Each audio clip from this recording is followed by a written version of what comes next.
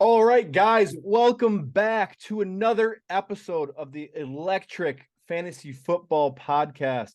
I am your host, the Electric One, and today we have a man who is new to the league, but he is definitely not new to Gale. If you have ever worked at Gale, if you ever heard of Gale, you love this man.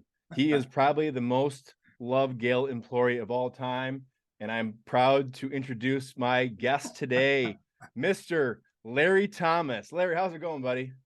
It's going good, man. Going good. Glad to be with you, man. It's good to be with you. I've been watching your podcast all season long, and I'm like, wow, boy, this is gonna be awesome, man. And I always wanted to kind of do one of these and and be on one. So this is really cool. Yeah, it's so cool because this you're a lot like Tom. It's like we used to talk all the time in the office. We would shoot the shit about sports or what current event happened that day. You'd run over to my desk, you'd be like, "You see that trade?" I'd be like, "What trade?" So and then we jump on Twitter and I look at it, and then we'd all be talking about it.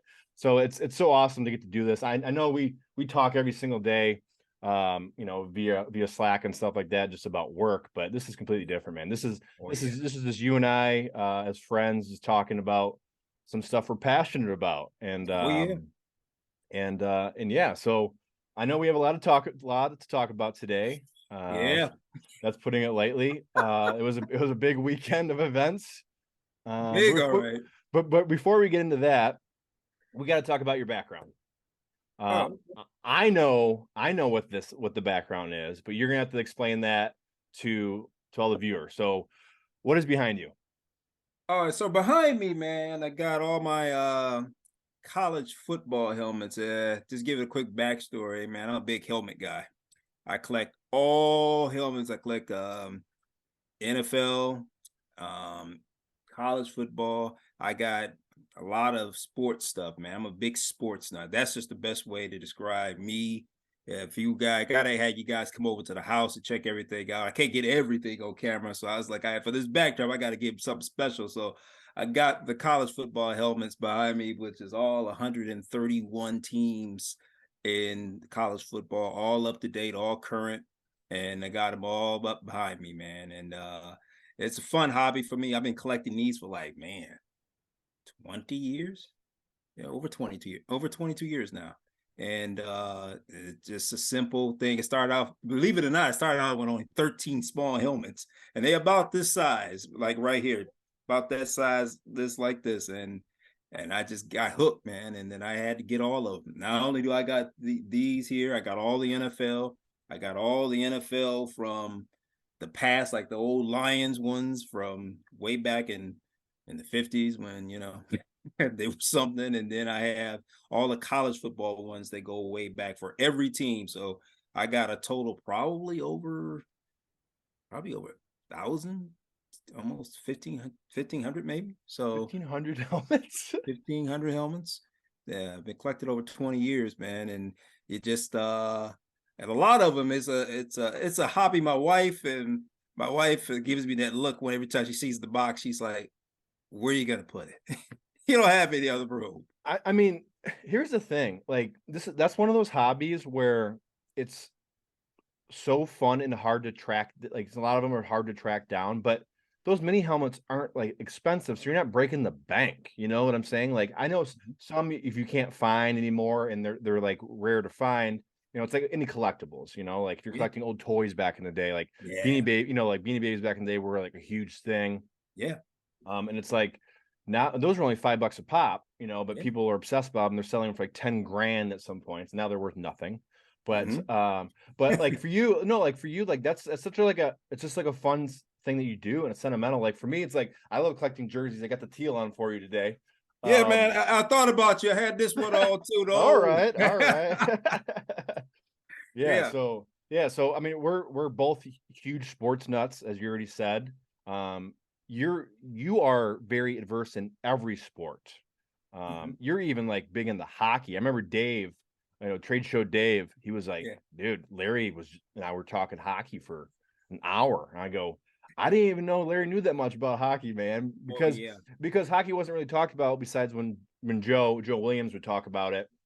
and you get in that conversation. But that's awesome, man. Like Yeah, it was so fun back in the day watching you and Tom go at it. yeah, it was fun going back there at the table. I know in your earlier podcast, y'all talked back there on, I called it Radio Row back there in the corner because it was you, because our computers were set up like Radio Yeah. Row. So we sit back there, and then we used to have trivia. Used to love coming back there and sitting in the corner. I know we got on all of the girls' nerves, and they was like, "Oh gosh, they're talking about sports again." Hey, it was especially a big weekend at all, man. But it was a lot of fun. I love talking to you and then Tom and Rob, and Rob wasn't as, he inputted here and there, but and he nodded his head. It's like, Rob, you and I need to switch seats. But no, Tori knew what she was doing. She's like, you'll never get any work done back there. That would have been, if you look back at that, if you would have swapped Rob out for you, so it would have been me, you, Joe, and Tom, it would have been 7.5 hours that we worked. So it'd be like at least 6 of those hours would be somehow involved in sports talk. All involved, man. I remember we had that big discussion. I wanted Joe Madden to be the coach of the Tigers, the manager of the Tigers. You were so into that, man. And when he got let go, and I was like, it's the funniest thing. You were like, fire Leland. I was like, what? I was leading the parade, man. Fire Leland. I want Joe Madden in here, boy, because I wanted that. But that was so much fun, man, and being a part of that. It was a good group, man. And when Skowski came on, he joined right into, and it was just kind of like, hey, that was a good squad. It was a good team. And Torres, we got our work done, so wasn't no complaints. But y'all ain't getting your work done. Work was done. We did. Now we can talk about sports. That was the best part. Yeah, I mean, it's a good, because I like to always talk about how myself and the guests have met. We obviously met through Gail, and Larry was the person who trained me originally for my intro role at Gail. So Larry was the one that led the way for me at Gail. So, I got to give you a lot of props there, man. I mean, yeah, you were the guy, man. Like I would do everything your way, and I think the rest of the guys would do everything Rob's way, but your way was the way I went with, and now now look. So yeah, you did good. You came in, man. I remember training you. You were you caught on fast. It was like, I think you came in when you came in. I think I trained you. Maybe it took, to be honest, I felt after 2.5 days, maybe even 3. I was like, hey, he kind of got this stuff. He really need much. I even went to a tour, and I told her, I say, Eric kind of catching on kind of fast. I think we can turn him loose. The tour's like, we can't turn him loose yet. We just can't. Not yet. It's just too soon. And I was just like, man, hey, man, between me and you, go ahead and just send this stuff out to the CC. If anything's screwed up, I'll fix it. But you did good, man. You caught on quick. You were a quick learner. And after a while, she kind of caught on. I was like, well, yeah, you're kind of right about him. He kind of caught on. That's why you were the main one behind AOD. She had trusted you with that for Publix when you was working. It did, because I think they had you do that, and they had it's another piece she had you kind of involved. Career Online High School is another one. She actually gave me a really big compliment. It was a few months before I transitioned into Chris's team. She was like, all I gotta say, because I took over Publix, and she was, because Nicole, you remember, was in Publix, and then I took over, and she goes, Eric, this is the first year that I literally didn't even have to worry about public libraries. And I was like, really? She's like, literally, I had 0 issues. No one complained about public libraries. And that was huge for me. Yeah. So like, that was a huge compliment to me. And that's obviously a huge compliment to you, because you're the one who trained me, and you showed me that work ethic at Gale too. Because believe me, man, I was told, hey man, do the minimum and get out of here. That didn't happen.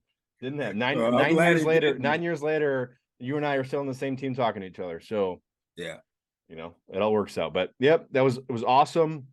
I'm so glad to met you 9 years ago. Yeah, me too, man. Yeah, and it's coming up on 10 years. You've been at Gale how long? I've been there, I was about to say 20 years. I almost got confused. About the helmets. No, I've been there 14, man. 14 years. 15 years next June. 15 years next June, man. It's great, man. It's a good company to work for. You're real personable people. You meet some good people, for a lifetime, and you just get to know people. It's the best place I've ever worked, man, because I graduated from college some wow, 25 years ago or whatever. I was like, I got to get to the big three, man. Got to work for the Mm-hmm. big three. Mm-hmm. But man, if I could have gotten the Gale or whatever it was called back in, Thompson Gale or whatever it was, it'd have been worth it because it's a good company to work for. And I remember when I was training, some guy told me, he said, "Hey, if you work here, man, it'd be, it's a good, if you got to have a job, it's not a bad place to have one." And Mm-hmm. without a doubt, it's been that. And we have met some good people, that have worked here, and those some may have moved on, but it's still, you still stay in contact with them. And either you come back through Gale, or you know somebody, especially when you get a chance to go to the trade shows, which I've been doing now for about a couple of years or whatever. Been Mm-hmm. going, you see some people you used to work with and all. It's a good company, man, and be good people. And it's a good thing. Yeah, and it's really rare to be at a job this long. I think Megan, my fiance, asked me a while ago. She's just like, do you ever see yourself leaving Gale? I was like, what do you mean? She's like, do you see yourself? Because my end goal is to own my own gym. Like that's what I want to do. I want to work for myself. And Yeah. I go, unless somebody gave me an absolutely insane offer to where I could not pass it down, and it was something that I wanted, like an industry I wanted to Yeah. do, Mm-hmm. then I would think about it. But like, dude, I hate to say it, but I have zero uh intentions of leaving. At least Mm-hmm. not anytime soon. Not like 2-3 years. I was not for 2-3 years. Oh So, yeah. and I Yeah. mean that's a testament, like you said. Like, look at these people in this league. We still have Tom and Hicks now. Yeah. Al's considered Doug. Like, we're Yeah. all of us. We're at that draft, man. It was so fun, and just seeing everybody in person again. And Yeah.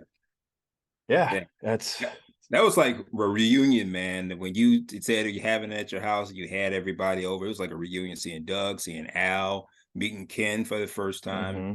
seeing Steve, seeing Tom again. It was just like, man, that was just awesome, man, to be able to do it like that at your house. And it's like a nice reunion. It's like a party, to be honest. I know we're there for draft purposes, but it's kind of nice just to get back and just get to sit, just talk, and just, have a good time, man.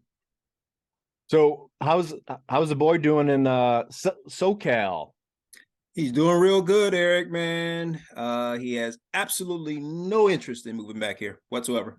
He's already told me, he says, if he can help it, he doesn't plan to ever come back here to live. And I don't think he would anyway. And because He's I have like you. He likes that warm weather. loves it. He'll text me a couple of weeks ago. We had I think we were in the 40s, and I was pissed because I turned on my heat, man. I had to turn on my heat. And then he texts me. He's like, "What's the temperature like there?" I said, "Call your mother and talk to her, man. I don't have time to talk to you right now because it's about balmy 85 or something out there, and when I'm sitting here shivering and during there 42 degrees. So no, but he's doing real good, man. He's doing real good in school. I'm happy about that more than anything. I'm very proud of him because he's making ends meet. He's looking to get into, he'd like to work for the World Health Organization. He dropped that bomb on me the other week, and Wow. where he might end up having to, he wants to do an internship abroad. So, Yeah, that's that, cheap. yeah. Yeah, you tell me about it. Oh, yeah, another expense, Tom, man. But to send you out. But he dropped that on. But it's good to see, when I know you and Megan, you're gonna be getting married soon. I know y'all have kids in the plans. It'd be good when you see your kid come back and say, Dad and Mom, I want to go do something like this, and show you raise them right. You show them that they're going in the right direction and stuff like that. He's changed his affiliation. He was all growing up, he was a huge Spartan. And he's a huge Trojan now because he's giving me a whole lot of flack on the other day. What's wrong with your team? It's my team now, huh? I was gonna ask you that. Was that like a dagger when he was like, I want to leave Michigan State? When he came to me, he told me he wanted to transfer. I thought he was joking because he got that jokester side to him. He come Mm-hmm. around, he came downstairs, and I said, I want to talk to you about something. I was like, okay. I say, hey, I'm thinking about transferring to USC. And I was like, okay, where's the punchline, man? I know it's coming. But he says, no, I'm serious. So we sit down here in the man cave, and I put the TV down, and we talked about it because I had to ask him. I said, well, why? And he told me why, because of the program. He wanted to go because the opportunity for what he was trying to get into and work for was better at USC than it would have been at Michigan State. And then he told, and you have to tell them everything, man. It's like, hey, you going someplace that I ain't never been to, and I don't know nobody at USC, so you go out there on alone. And because when I drop you off at the airport or whatever, you're gonna be on your own. You're gonna be all right with that. And he was like, yeah, I'm gonna be fine. I was like, okay, so If I was your son, I would be so nervous to tell you that just because I know how you are. he I'd be like, was too. He was too, at because least he didn't say he wanted to transfer and go to Michigan. Like at least you got that going for you. I'd be like, yeah, well, he'd be like, you're gonna pay for it yourself because I'm not paying a dime for you to go up there. But he was nervous at first, but when he told me, I was understanding of what he was saying, because he knew what he came right with it. Sometimes kids will tell you something and say, hey, what's up? What's behind it? You got some type of ulterior motive here. But he told me he knew exactly what he wanted to do. And I asked him, one of the things I asked him, I said, okay, then, well, you got 3 hurdles to get in. First, you got to get in. Second, you better get housing, because that's number one, because you apply really late. The money's got to be right. And then you got to get your mother on board, because first she was not on board. She was like, it's too far for you to be going away to school. But we finally got her on board pretty easily once everything fell together. So he made it out there. He's doing well, man. He's doing real. I'm very proud of him, and I'm very proud of him. We're gonna probably go check him out. Probably he'll be home for Christmas, of course, but probably takes a vacation time, probably around March. So we'll go out there and just check on him and make sure how everything going out there. Yeah, check on him. That's what you're doing, Larry. Yeah, I'm surprised you're going in March, not like January. to be honest, I would, but it's gonna be like a birthday kind of a surprise Yeah. for him. Oh, okay. Because his birthday is March the 1st, so we said that'd be a good time to go, and it's probably around when the spring breaks line up for my daughter, who's in high school, so she'll be able to get the time off, and we'll all just fly out there. Hopefully, the price is a lot cheaper. I don't have $800 to keep spending on every time somebody want to go out to California. Unreal, man. Yeah. So you just mentioned your daughter. Is she a junior, sophomore? She is now a sophomore. Sophomore. And we're getting her geared up to where she wants to go. She's kind of a little bit of California dreaming. At first she was like, I wanted to go to NYU. I was like, what? USC and NYU.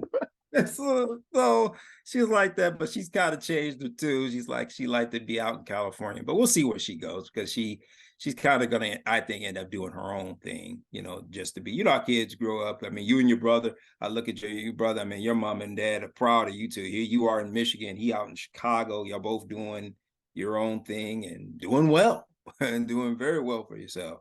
And everything. I was gonna say that about your son and obviously your daughter. It's just like, talk about learning how to be independent, man. Like I will say that, like, that is, I think, the best asset that I've come up with through my parents. And obviously my brother, he's been out of Michigan since he graduated from Michigan State, East Lansing, in 2008 or so. So he's barely ever comes back, and he's never lived in Michigan since then. So, like, it's, some people just go that route, man. They don't want to sit still. And and talk about opportunities. Like, you're not going to find these opportunities if you're still seeing the same people every single day, and it's like, it's, I give props to him. And if your daughter decides to go that route as well, God bless your wallet and your bank account. But I know, man, because it was like, well, she said NYU, I was like, what? I was like, come on, I got it over here in California, I got New York over here. It's like, so we'll see what happens. But yeah, definitely about that. But definitely, I'll tell you now, if you were making, once you guys go down the road of children, definitely scholarships, grants are big. If you get them some grant money and all, and out of state, they do kind of give more. Strangely, they do give really nice financial packages for kids out of state to come to their schools. So it's not a bad way to go. Right. Well, before we get into fantasy football, we have to have this talk. People are expecting it. I have not talked about it at all with anybody. I've avoided it. I think you're the right person to talk about it with. Yeah. Let's start with the game. Yeah. Where, if you guys are living under a rock or have no idea what we're talking about the Michigan State game that took place in Ann Arbor on Saturday night. Michigan won 29-7. 29-7. Michigan State was leading 7-3. So here's where I'm at with the game. Why would Thorne not just keep going to Coleman, man? That guy is an absolute mismatch, and he's going to be so good in the NFL, and he's on the basketball team. Like this guy is like he's going to be incredible in the NFL if he chooses that route. Like, what's your opinion on the game? And like when you saw him catch those two passes on that drive to score to give us the lead, were you like, we got a chance? Like, did you think that? I did. And I'm gonna be honest, I was kind of dreading this game coming that Saturday, Eric, because I really felt it was a setup from a media standpoint because they wanted to see State get pummeled. And I was like, yeah, y'all setting this up. Okay. All right. Because there's no reason in the world, no offense, that the 7-0 team playing a 3-4 team should be a primetime game. There's no way. And they did it. I said, you're trying to embarrass them, but okay. But when we went up, I was like, okay, all right. And then I was pleased with the defense to that point that it was really stopping them in the red zone. And because Michigan, they tried, and they were getting ticked because they thought they were going to be up big, and every time State would stop them. And when we went up 7-3, I said, okay, I think we got a chance. I did think that. I started to think it. Unfortunately, that didn't last very long because once I knew we were in trouble, and I wanted to get your opinion on this, is that when it was 4th and 1 or 4th and I think it was 4th and 1.5, whatever. How do you go? I hate to cut you off, but no, I said this earlier. How in the hell do you go into the biggest game of the year and you don't have a kicker? Thank you. What? They're like, Mel Tucker was on the field earlier trying kickers out that are students. It's like, what? You're about to play the best team in the country at their place. You don't have a field goal kicker? Thank you. I could not believe when I heard that. I was like, oh, we lost this game. Like, so that means you have to go for it on every 4th down inside the red zone. Like, and if we had a kicker, Eric, it was 10-7, and we didn't get it. I was like, okay, if we can kick the field goal, make it 10-10, then it changes the mindset, because I think Michigan was a little nervous. They're like, okay, we're not really blowing this team out, and then it come to mind. But when they didn't get that, I was just like, all right, here we go. And from there, man, they just couldn't. State could never really, like you said, he stopped going to Coleman. And I think Thorne, I just don't understand. I understand you Reed is your guy. I know you guys grew up together and all, but sometimes, man, if he's covered by 2 people, you can't keep trying to give him the ball. Coleman he's tall, he's a mismatch. And sometimes you just got to find other players, man, to throw the ball to. I think one thing about Thorne is that I think he tries too many times to make the big play instead of just making a play that will just keep yardage going. We want to go forward. We don't want to go sideways or backwards. You got to find a way to do that. And there are other players that probably can get open. You got to learn to look around for better mismatches, man. But it was tough, man. I was at the game last year, when Kenneth Walker went nuts. And it's crazy to think about, because they returned 8 starters on offense, I think 10 or 11 on defense. I'm like, oh, we're going to be very well. It just shows you how much one player impacted that team, because not only is he running for 200 yards and 5 touchdowns, and both teams were undefeated last year, but that opens up Peyton Thorne with play action. It opens up that deep ball. Like last year, Reed in the second half was literally uncoverable. Yes, he was. Because they had to worry about Walker. Yeah. Like Kenneth Walker was literally running by Aiden Hutchinson like he was nothing. Like he was literally not running in and out of him. That's just and it shows you, if you don't have a run game, Peyton Thorne's not gonna be able to pass the ball, man. Yeah. I'm sorry. And sit back and wait. Yeah, that's the truth, because the 2 running backs we got, they're not hitting the holes or getting the holes. I'm gonna be honest, I don't think they even have the confidence to believe the line can get them the holes. And I believe that with Reed, and he can make. Reed is a good receiver, and if he doing the combine, if he comes out right, he'll make the league. He's really undersized though, but you're gonna have to have better. You're gonna have to be able to find more people to throw the ball to, because if you're not, it's just gonna be more of the same. And then, but like you said, when they went up, I really had like, okay, because you had 2 weeks to prepare for it, so you had something to come out with. But like you said earlier, it's inexcusable for you to be in week 8 of the season and you do not have a kicker on your team. Come on, Mel Tucker, that's bad, man. You could have used your $95 million to go find a scout team to find better kickers that can kick the ball. You can go over to Australia and get you a couple of them, because I know they can kick field goals. Yeah. So it's just Australian soccer players and kick field goals, man. So I don't know. It's terrible, man. I'll say one more thing about the game, and then we'll quickly talk about the post-game shenanigans, because I really want to get too much into it because we got a lot of stuff to cover. But the one thing I hate about Michigan State, and I hate to say this because, I'm a huge, how much I care about Michigan State, is when you're losing, you're down now by like 14, 20 some points, and you look over the sidelines and they're still going, yes, dude, you ain't chopping shit, bro. You need to score some damn points. You need to score. That's exactly what I said, quick. man. This ain't helping us right now. This isn't helping us That's right all now. They do. Every Mel Tucker and all his coaches, even like the water boys, are doing this. Chopping what? We can't score. It's chopping the season in half. That's what you're doing. Yeah, he gonna have to change the motto. Change is something, because right now, I mean, you've been on a lot of sports teams, and I didn't play organized sports, but I was a huge sports fan. I've seen a lot. Morale changes when you keep losing games, and players begin to tune out the coach. You're like, okay, man, whatever, man. I got other stuff to do. I don't have time to keep chopping. I'm doing the best I can, and it's just terrible, man. Didn't think the season would be here. Not like this. Does the state make a bowl game? No, absolutely not. Wow. I guarantee you right now, I know your podcast, you always ask this pride. I don't want to take away anything from your thing, but let's take this one last. Michigan State, I do believe, will not win another game this season. Well, there goes one of my questions. Really? I do know. I'm sorry, man.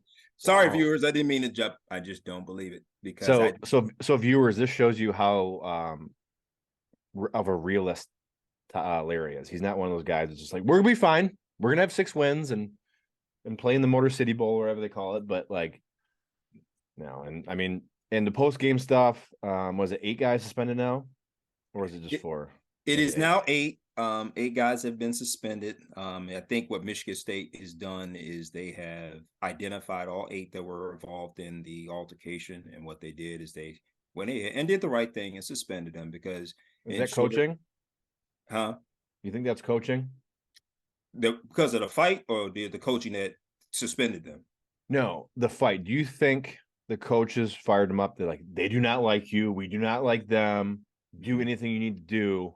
I'm not saying that's what happened. I'm just saying I've been on teams that coaches were like, we do not want them at all. Like, be physical as you can, hurt them.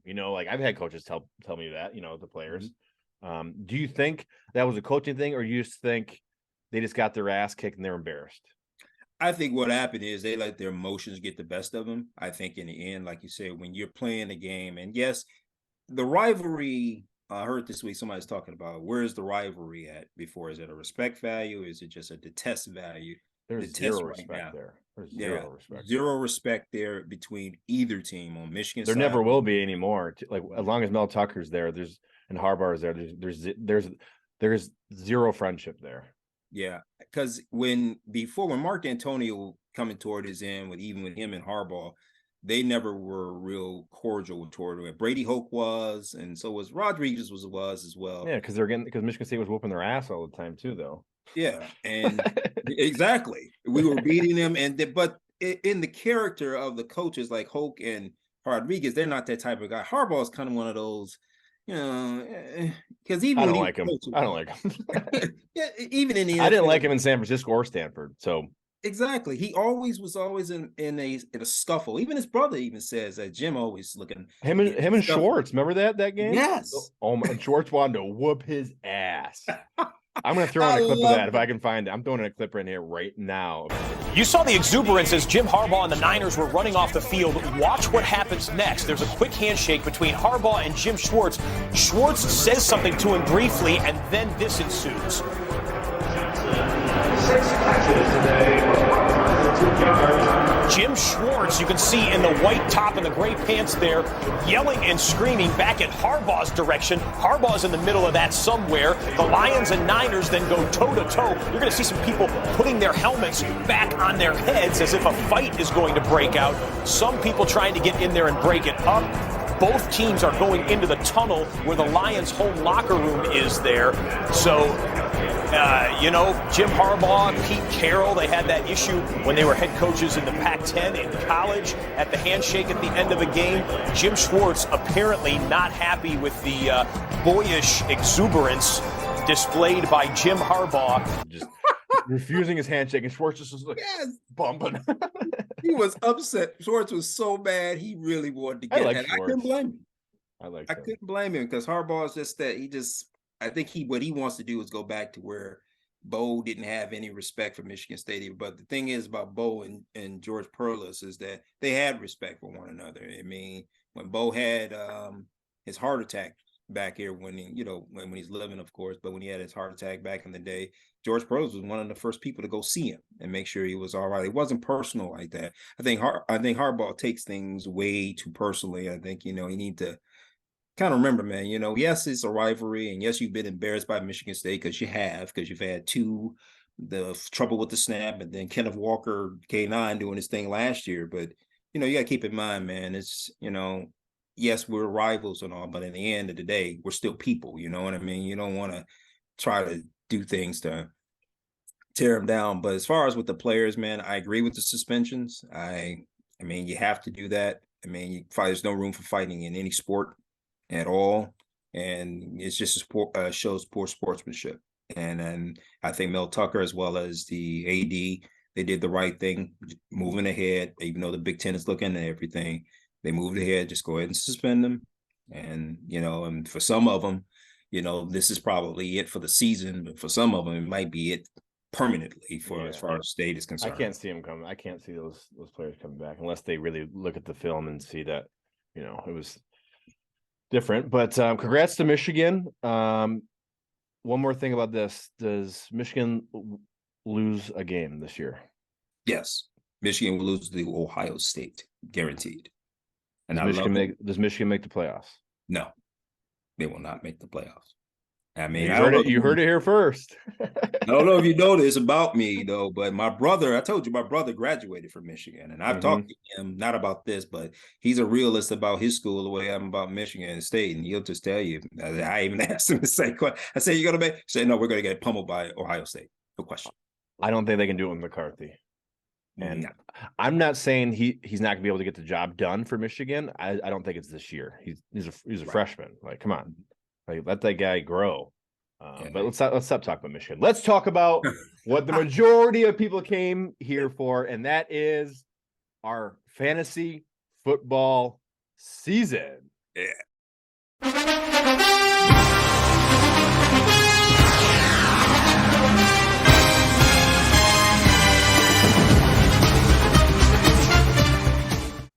And going into today, we have the LT Warriors. They are sitting in 6th place at 4-4. So if the season ended right now, you would be the 6th seed. You would be playing Christopher Haynes in the first round. But that is neither here nor there. You are 4-4. But before we get into what's going on now, let's talk about the draft. That's my favorite part of the season. I say that every week on this podcast. I like it even more now with the way my team's doing. But what was your draft strategy going in? This was your first time doing fantasy football, right? I've done fantasy football before, but I always did the snake. Not a live draft. Never live. And with a wager. There's a good pot if you win this. You're nothing too crazy, but still be a nice payday. So, so what was your draft strategy coming in? My draft strategy when I was coming in, man, was I did a little bit of research, because you told me make sure you study up. I was like, oh yeah, and I came in with my laptop. I don't know if you noticed, I had my laptop there, and I think me and Tom had our laptops, and we were looking for pull out our phones and use our codes on the phone so we could basically to keep the internet going. You gave us the Wi-Fi pair. I was like, Yeah, you oh, brought your hotspot with you. I was like, this guy, you guys can use my Wi-Fi, man. Come on. I was like, cool, man. So we stayed on and we were able to get that going. But my strategy was just to make sure I went to a couple of sites that I visited and was familiar with, and I just had down my top players by quarterback, running back, wide receiver, defense, tight end, and kicker. So I could make sure I get all of the players. And as you know, we were going in, I was just going to make sure I knew who I wanted. And I wanted to make sure that if they were taken or a player was being taken, I would take him off of the board. But I like the way we did it, draft, is that it's kind of funny. One of the team players I really wanted was Jonathan Taylor. And I came in. You still want him? You still want him? You still want him? No, I'm all right now. Guy's garbage. He didn't even practice today again. Lord. I know, man. But that's the thing about fantasy. You take a player, you kind of hope that they work out, boy. But I'm happy with who I ended up with Dalton. I think he's doing all right. He's doing all right for me. He did very well for me last week. He did very well. So is there anybody besides Jonathan Taylor that you're eyeing, or you just you had a guy, and then if he got taken, you had two backups, like you said? Is that just how you did it, or was there one guy you were like, oh man, it would have been a great spot for him to fill my team up? Yeah, it was two guys I really wanted. I wanted Josh Allen. Chris got him on. I love the way you did the draft. We went straight 1 through 10, and then 10 through 1, and on the way back, you got Josh Allen. And I wanted Cup, but Doug took him. He said, Doug sitting right next to me at that table, was like, taking Cup. It's like, thanks a lot. He took one of my top receivers that I really wanted, because I knew he was going to get a lot of yards, because Stafford's going to throw it to him. That's his favorite receiver. He's going to throw it to him all the time. It's the only guy that's doing anything for the Rams this year. Yeah. Cup. Yeah. He's the best receiver in the league. Yeah, he is. I mean, hands down. If Cup was had Devontae Adams like height and stuff like that, like I'd be absolutely unreal. But yeah, I mean, Cups would have been a great pick. But I mean, looking at your team, I mean,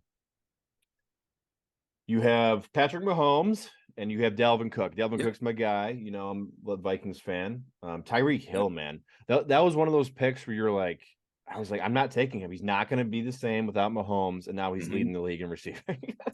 That was a risk for me, Eric, because when I saw his name, I said, I'm going to take him. I'm just hoping that whoever their quarterback is, because if Tua can stay healthy, great. The backup realize this guy can catch, just throw him the ball, we'll be all right. But he's worked out well for me. He really has worked out well for me, and him. And then I took, strangely, Smith. I got him going, and then you have Mike Evans and Thielen too. Yeah, he's been able to catch, and you've got some good receivers. You've got Tyreek, Mike Evans, Metcalf, who's hurt when he played. He played last week, right? He played last week, surprisingly, but he wasn't supposed to. Yeah. He added late. Yeah, and then you have Thielen and Gabe Davis too. I mean, like you got solid receivers. I mean, I don't like your running backs, but and the thing is, that's the one piece of my team I don't like, is because I really wanted some.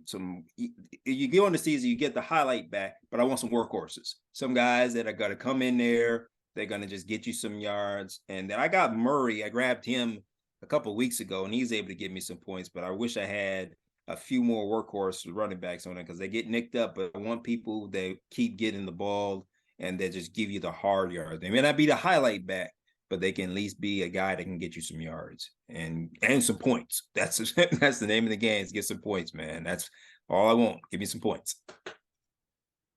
You need to put in a new tight end defense this week. Don't forget. Yeah, I haven't forgotten. That was one of the things I had my tight end picked out, and my defense. I actually switched defense. I had the Saints defense in the draft, and then the Saints are horrible. and then I wouldn't grab the Giants defense, and now I got to get there on the bye, so I got to go find me somebody else their defense this week. I think I got a team in mind, and that I'm probably gonna have to go and grab and put them on there and see what they do for me this week. Because I mean, it's funny because you're playing Michela this week. Yep. And he's got a lot of guys on buys. He's got his 2 top running backs on buys, Chubb and Harris. And then he also has Sutton on a bye, who hasn't really done much. Mm-hmm. So let's see what his bench. That means he's going to start Jamal Williams. I already know Chris. Yeah, he's going to do that. I'm surprised he was really mad he didn't start him last week. He was texting me. Yeah. He doesn't have another running back. Yeah, he's going to have to hit that. He only has 3 running backs on his roster. Wow. He's got to hit that running to get him some running backs. Who are you going to grab? Yeah. He's got to start a receiver too. He might have to start Michael Gallup. No, they're on a bye. They're on a bye. He needs a receiver. He needs a receiver and a running back still. I know. I guess I can't do the projection because I mean you're projected to win 172, but you also have 2 spots that aren't filled. No, I got to get those spots filled tonight because if I get off the talking with you, I'm going to go grab those spots and fill it up with the defense and my tight end because I had my backup tight end as Fryermuth, but he was injured and I had to cut him because I needed the room. And then now, of course, Pittsburgh's on a bye this week anyway. So because you got 6 NFL teams on a bye this week. 6 of them. This is a big week for a lot of people. This is where depth comes in. Yep. I'm playing Doug, and he's got a lot of guys on buys too. Yeah, I played Doug last week and was able to. Surprisingly, when Mahomes went out, I was like, "Okay, Justin Fields, you got to give me some points." And he played all right, even in a loss to Dallas, but he played all right. I think they're figuring it out with him when it comes to his productivity. The guy has to run the ball. You like I know people like don't get hit. You're a franchise quarterback, but that's his strength, man. He's got to scramble. He's got to make stuff happen with his feet. He just has to learn how to avoid hits.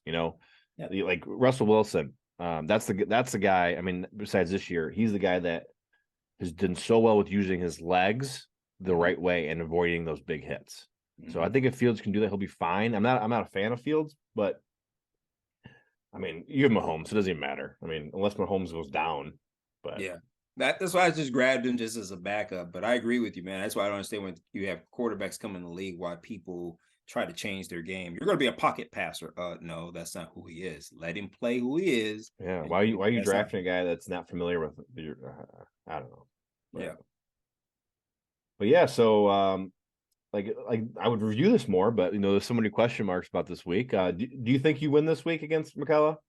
Yes, I will go on record as saying that I will win. Probably by this time everybody's viewed this video and I lose, I'll have a lot to answer for. But I believe I will win this week because I expect Mahomes to be well rested. He should be ready to throw down this week and Cook to keep it rolling, man. And keep it rolling. I'm looking for the Warriors to keep it rolling, man, because it's been a rough, interesting. What are we at? 8 weeks now? Is week 8? This is week. Yes, week 8. Week 8, and we started off great at 2-0. Week 9. We're on week 9 actually. Week 9, yeah, week 9 now. I started off 2-0, lost 4 in a row, and then 4 in a row, and then got squeezed in and won 2 straight. So I'm hoping you definitely keep it going, man, and keep it going because for a while there, I was like, man, I keep losing. I think I lost 3 games, like an average of 10 points.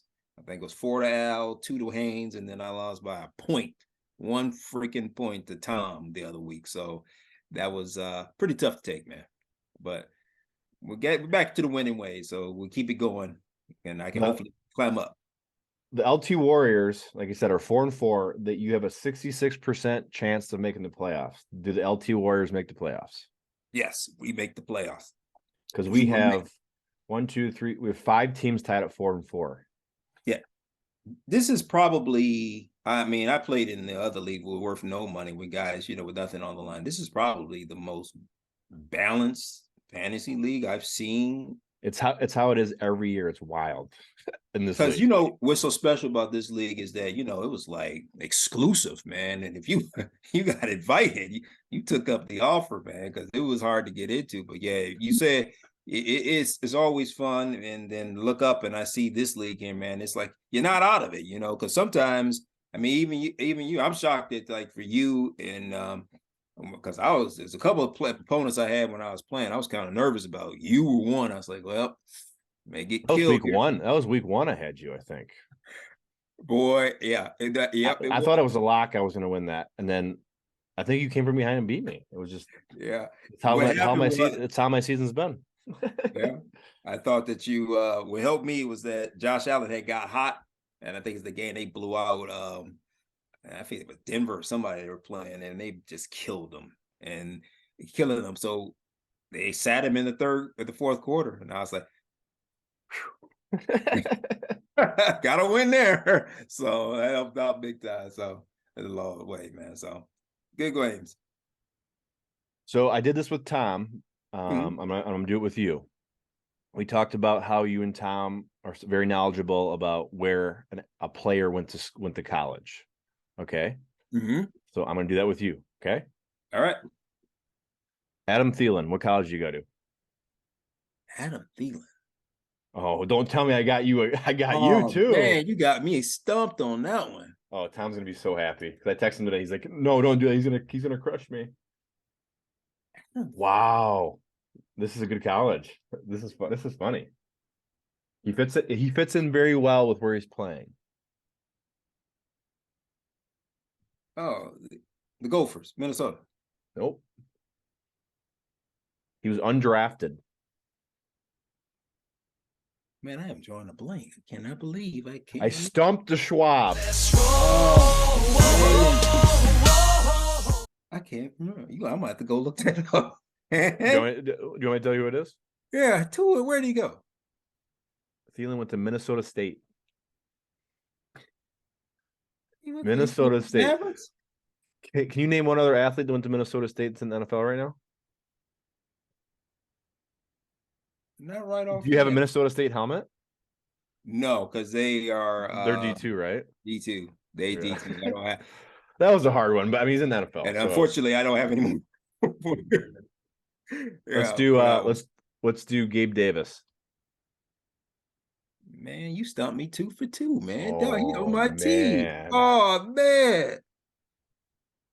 Tom's gonna be so Man. happy. You just stumped me 2 for 2. Ooh. Gabe Davis. Draw the blank, Eric. University of Central. Oh, UCF. Yeah. UCF. All right, Sorry. Larry, come on, man. I'm gonna do 2 more. You gotta get these, right? You want to make it easier on you? Yeah, man. No, go ahead. Damian Harris.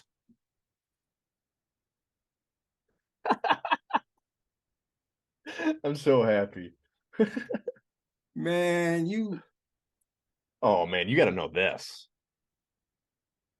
Damian Harris. Biggest college dynasty of all time.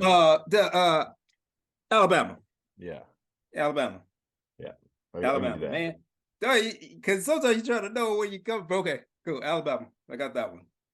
We'll end on a high note. George Kittle. Iowa. There you go.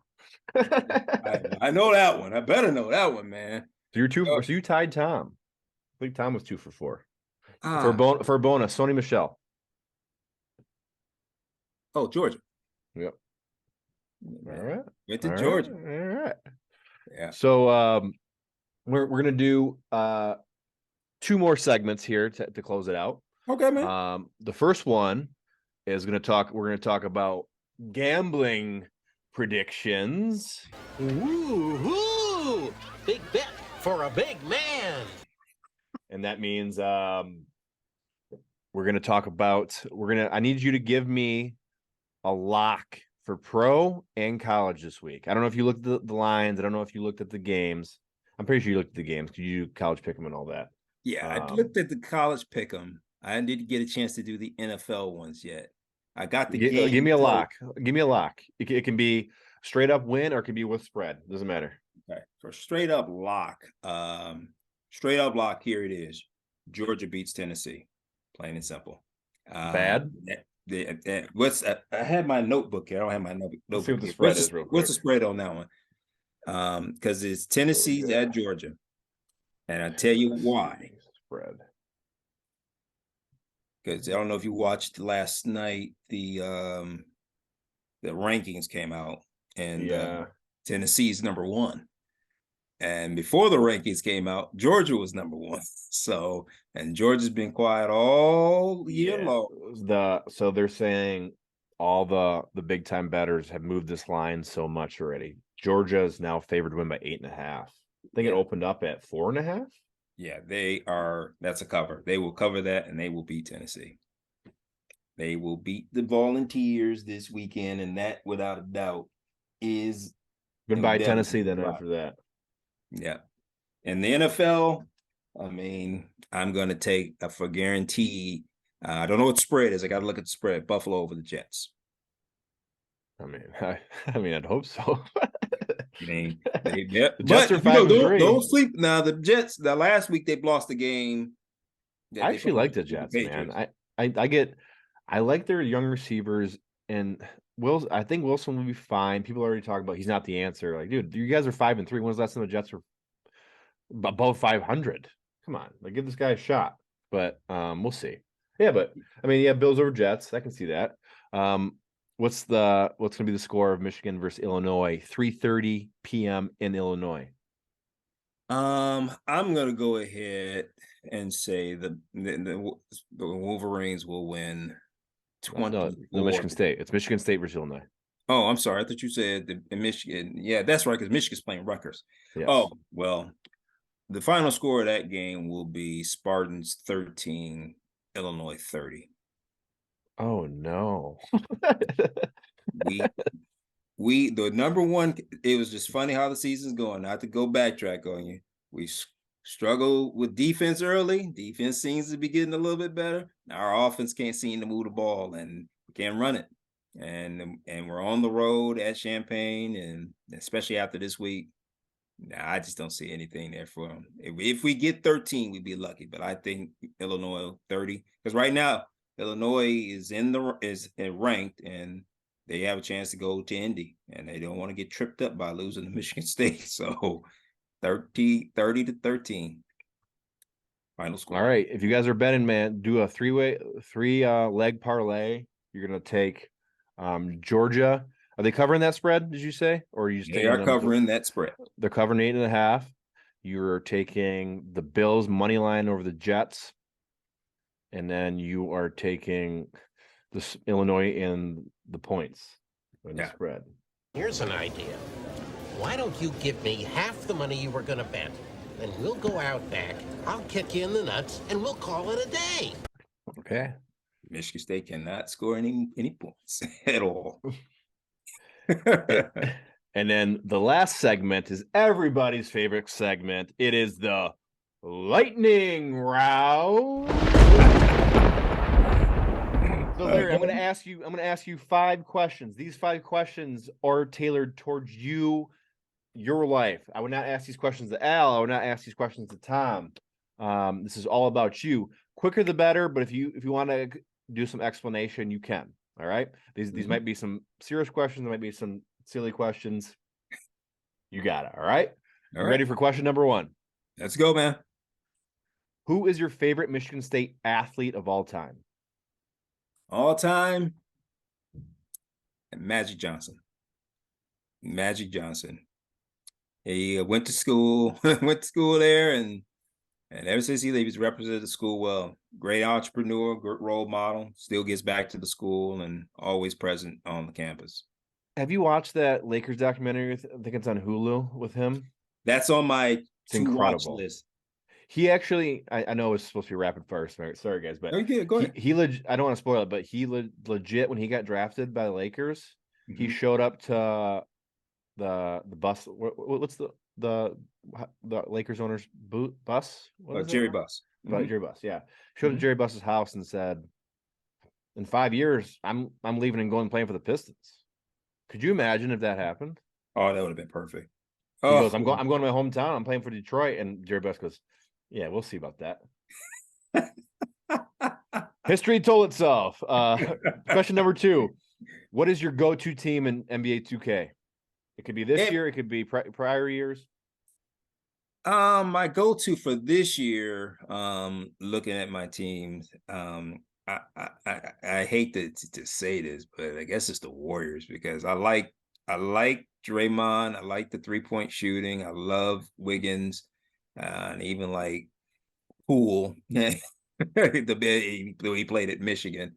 I like a team that can hit the outside shot, man. If you can hit the outside shot, and I'm good to go. I like that one. But it used to be Houston, but they didn't tore up the team and over the years, and because I used to like Harden just hitting that shot from anywhere, But right now it's the Warriors, man. And I also I like them. Like I said, the Warriors, and they used to like the Rockets, but and to play with them. I know you still a Pistons guy. You still like the Pistons? Every single time. I will not use any other team but the Pistons. So we'll have to get together and get because we used to play back in the office. That was fun. Yes, we did. That was fun. We'll have to get maybe I get Joe Regala to get in on that too, and we'll have to do Pistons versus Warriors then. Yeah. Which the Pistons just beat them. What is your favorite mini helmet that you own? Wow. Now that's a great question, man. Is there like a limited edition one that you have? Like, my favorite one is one that is the Notre Dame one, and I'm just not because I'm a big Notre Dame fan. Just to give you a big history on it. They only made one. The company that make these helmets only made one, and you have it. And I have it. And if you go on eBay and look up one, you're going to pay anywhere from $50 to $65 for that one helmet. And that's awesome, man. That's cool. And I didn't pay $50 for mine. I only paid, I think, $498 or something for mine at the time. So yeah, that's probably my favorite, and that's the one I kind of make sure always dust it off and make sure it's right or whatever for it all. But Notre Dame, that one. And they're very hard. Other things, if you ever get into memorabilia, you'll find out that Notre Dame's a hard school to work with. They don't let anybody just sell their stuff or use their stuff. So you got one, and anybody watch this podcast, you find one, you better hold on to it, because right now I know it's going for anywhere from $50 to $60. That's a good thing to have, man. That's cool.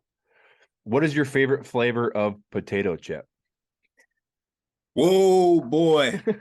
Favorite flavor? Okay, I'm going to be honest. The brand is Better Made, and the flavor is barbecue. I love it. Don't eat a whole lot of it anymore because of the sodium, because they are... You lost so much weight, man. I already told you that, in person. Thank you, but how much weight did you lose? You said like 30-some pounds? Yeah, or 32 pounds.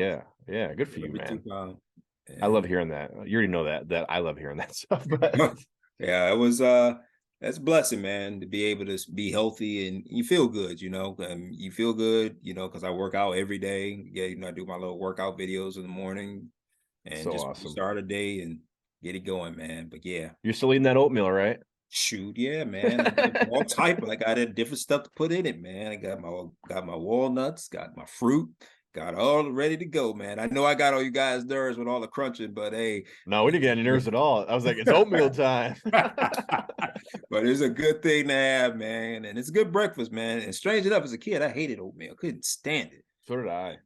I hated it. It was just like, this is what we got for breakfast? Plain. Plain, too plain at all. But as you got older, you learn quickly. So hey, you kind of jazz this thing up. But oatmeal, man, it's a good thing. But favorite chip, without a doubt, was that barbecue chip, man. Better Made barbecue. Michigan made, Better Made. Yes. Last question. If you could move anywhere in the world, where would it be and why? Anywhere in the world? Yep. I'm more of a U.S. guy, man, so it'd be here in the U.S. But where I would move to right now, at this moment, if something came up, I'd move to Charlotte, North Carolina. Really? Why? I thought you were going to say Southern California. No, I'm not a West Coast guy, man. I know my wife she's talking about, I want to move west where we'd be near Nathan, even though Nathan may not be out there. So you can't follow him around. I like North Carolina, man, because it's I mean, it can be, they get a little bit of snow. I guess they get a little, but it depends on where you live at. It's Raleigh. like, yeah, it's like every other year they get like one bad storm or whatever I heard, but because I might go golf there this winter. So Oh, that's awesome, man. yeah. That is awesome. But it's is Charlotte is really the Queen City is what they call it. It's I mean, for years it's been an upcoming town and stuff, and the houses are awesome. One thing I always look at is can I have a basement? That's where I gotta because I got The all the man sports cave, stuff. baby. Yeah. I gotta have some place to put it, man. And I like North Carolina, man. It's really nice, laid back, and it's really seemed like a really nice town to live in, man. And I've always wanted to kind of say, if I had any place right now, that's exactly where I would go. It'd be there, either Charlotte or Raleigh, one of those two towns, because I've kind of looked at both. You gonna be a Hornets fan?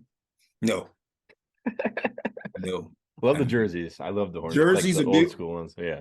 The jerseys are awesome, especially you can find. You know, I got to ask you if you got in your collection. You got the purple one, Alonzo Mourning one, or purple? No, I have the Muggsy Bogues, the blue Muggsy Bogues. Oh, you got that one. Yeah, oh, that's nice, man. Yeah. Maybe I'll pull that one out for an office day if I don't get reported to HR because I'm not wearing sleeves. But cool, man. This was awesome. Doing this and catching up with you. You know, like you said, we talk every day, but we don't really get to talk about the fun stuff in our lives, man. So it was awesome having you on. Good luck this week against Michela. Thank you, man. We're gonna have a playoff push. You're for sure gonna be back on at least one more time during the seasons, so we can talk about your playoff matchup, or I might even do with people that don't make the playoffs. I'm gonna have them come on and co-host with me so we can get people involved, man. So it'd be cool. Yeah, cool. Man, thanks for doing this, man, because this is awesome, and stepping out there and doing it is really cool. I appreciate that. It really adds a nice angle to the league, man. Definitely talking about it every week. So look forward to it, man. But you're doing a great job, man. Keep it up. Got another thing up your sleeve, so that's cool. Yeah. Next week, I think it's gonna be Mr. Fancy himself, Steve Hicks. Mr. Hicks. All right. Sounds good. Yeah.